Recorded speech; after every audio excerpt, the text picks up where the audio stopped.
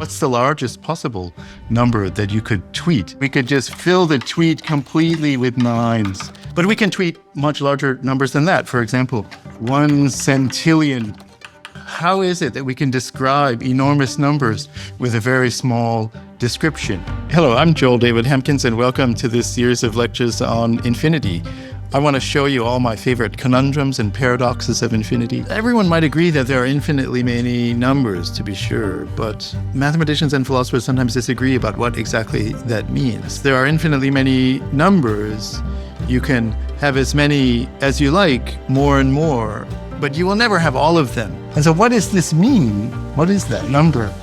Is it a number? How should we think about that infinity? So when you prove that one infinity is bigger than another, it must be the most natural question in the world to ask, is there any infinity in between? Suppose you have infinitely many dollar bills and the devil sees you and he's willing to pay you $2 per dollar. So the devil makes a contract, and in the contract it's very fussy about the order in which the bills are going to be exchanged. And at the very end, after you've done all the trading, you don't have any money at all. I see it, but I don't believe it.